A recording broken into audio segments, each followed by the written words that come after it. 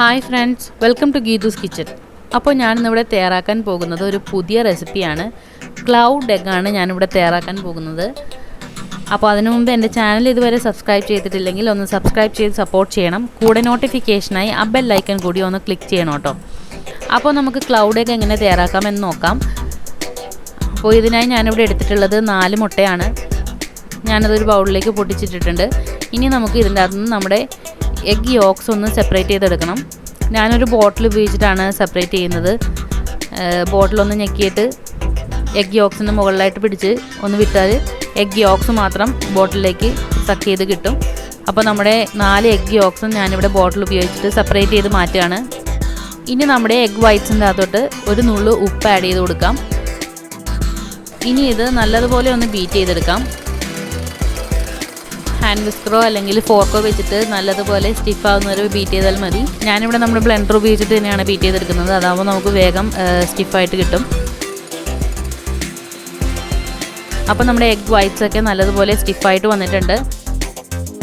ഇനി ഒരു പാൻ അടുപ്പത്തേക്ക് വെച്ചിട്ട് അതിലേക്ക് ഒരല്പം ഓയിൽ സ്പ്രെഡ് ചെയ്ത് കൊടുക്കാം. ഇനി ഞാനിവിടെ നമ്മൾ ബീറ്റ് ചെയ്ത് വെച്ച എഗ് വൈറ്റ്സിൻ്റെ അകത്ത് നിന്ന് പകുതി ആഡ് ചെയ്ത് കൊടുക്കുകയാണ്. ഇനി നമുക്കൊരു സ്പൂൺ ഉപയോഗിച്ചിട്ട് ചെറുതായിട്ടൊന്നൊരു കുഴി ഉണ്ടാക്കി കൊടുക്കാം.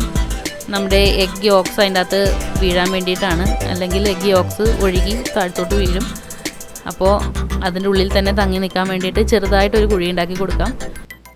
ഇനി നമ്മുടെ എഗ് യോക്സ് ആ കുഴിയിലേക്ക് ആഡ് ചെയ്ത് കൊടുക്കാം.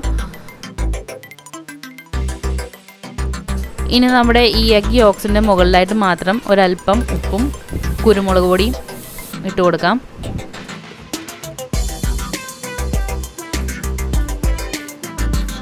ഇനി നമുക്കിതൊരു 5 മിനിറ്റ് മൂടി വെച്ച് ഒരു മീഡിയം ഹീറ്റിൽ വെച്ച് വേവിച്ചെടുക്കാം. ഒരുപാട് തീ കൂട്ടി വെച്ച് കഴിഞ്ഞാൽ അടിയൊക്കെ കരിഞ്ഞു പോവും.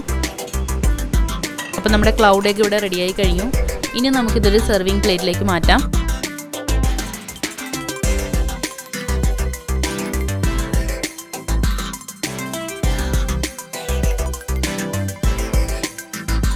അപ്പോൾ ഞാൻ ചെയ്തത് പ്ലെയിൻ ആയിട്ടാണ് ഞാൻ ചെയ്തത്. അപ്പോൾ ഒരു ഇച്ചിരി സ്പൈസി ആയിട്ട് കൂടി ഞാൻ ഒരെണ്ണം ചെയ്യുന്നുണ്ട്. അതിനാണ് ഞാനിവിടെ പകുതി എഗ് വൈറ്റ്സും 2 എഗ് യോക്സും മാറ്റി വെച്ചിട്ടുള്ളത്. അപ്പോൾ നമുക്കിനി നമ്മുടെ സ്പൈസി ക്ലൗഡ് എഗ്ഗ് എങ്ങനെ തയ്യാറാക്കാമെന്ന് നോക്കാം. അപ്പോൾ നമ്മുടെ ആദ്യം ബീറ്റ് ചെയ്ത് വെച്ച എഗ് വൈറ്റ്സിലേക്ക് 1-2 തുള്ളി സോയാ സോസ് കൂടി ആഡ് ചെയ്ത് കൊടുക്കുകയാണ്. അപ്പോൾ നമ്മുടെ ഈ ബീറ്റ് ചെയ്ത എഗ് വൈറ്റ്സ് നമുക്ക് പാനിലേക്ക് ഒരല്പം ഓയിൽ സ്പ്രെഡ് ചെയ്ത് ഇട്ട് കൊടുക്കാം. മറ്റതുപോലെ തന്നെ സ്പൂൺ കൊണ്ട് ചെറിയൊരു കുഴി ഉണ്ടാക്കിയിട്ട് നമ്മുടെ എഗ് യോക്സ് ആ കുഴിയിലേക്ക് ഇട്ട് കൊടുക്കാം. അപ്പോൾ ഞാനിവിടെ ക്യാപ്സിക്കവും ടൊമാറ്റോമാണ് ചെറിയ ചെറിയ ക്യൂബ്സ് ആയിട്ട് അരിഞ്ഞിട്ട് ആഡ് ചെയ്തിട്ടുള്ളത്. അപ്പോൾ നിങ്ങൾക്ക് ഇഷ്ടമുള്ള വെജിറ്റബിൾസ് ആഡ് ചെയ്യാം. പാർസലിയോ സെല്ലറിയോ സ്പ്രിംഗ് ഓണിയനൊക്കെ ആഡ് ചെയ്യാം.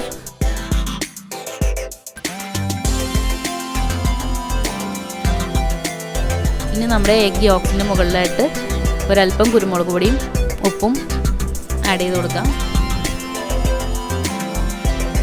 ഇനി നമുക്കൊരു 5 മിനിറ്റ് ഇതൊന്ന് മൂടി വെച്ച് വേവിച്ചെടുക്കാം. അപ്പോൾ നമ്മുടെ സ്പൈസി ക്ലൗഡ് എഗ്ഗ് ഇവിടെ റെഡിയായി കഴിഞ്ഞു. അപ്പോൾ ടേസ്റ്റ് വൈസ് പറഞ്ഞു കഴിഞ്ഞാൽ ഇത് എല്ലാവർക്കും ചിലപ്പോൾ ഇഷ്ടപ്പെടണമെന്നൊന്നുമില്ല. കുട്ടികൾക്കൊക്കെ വളരെ ഇഷ്ടപ്പെടുന്ന ഒരു ഡിഷായിരിക്കും. അവർക്ക് കാണുമ്പോൾ തന്നെ കഴിക്കാനൊക്കെ ഉള്ളൊരു ആഗ്രഹം ഉണ്ടാവും. ഒരു വെറൈറ്റി ഡിഷാണ്. അപ്പോൾ മുട്ട ഇഷ്ടമില്ലാത്ത കുട്ടികൾക്കാണെങ്കിൽ കൂടി ഒന്ന് കാണുമ്പോൾ ഒന്ന് കഴിച്ച് നോക്കണമെന്ന് തോന്നും. അപ്പോൾ അങ്ങനത്തെ ഒരു ഡിഷാണ്. അപ്പോൾ എല്ലാവരും ട്രൈ ചെയ്ത് നോക്കണം. ഇഷ്ടമായാൽ ലൈക്ക് ചെയ്യുക. നിങ്ങളുടെ പ്രിയപ്പെട്ടവർക്ക് ഷെയർ ചെയ്ത് കൊടുക്കണം. നിങ്ങളുടെ വിലയേറിയ അഭിപ്രായങ്ങൾ കമൻറ്റ് ചെയ്യണം. അപ്പോൾ എൻ്റെ ചാനൽ സബ്സ്ക്രൈബ് ചെയ്യാൻ ഒരിക്കൽ കൂടി ഓർമ്മിപ്പിക്കുന്നു. വീണ്ടും പുതിയ റെസിപ്പിയുമായി വരുന്നതുവരെ എല്ലാവർക്കും ഗുഡ് ബൈ.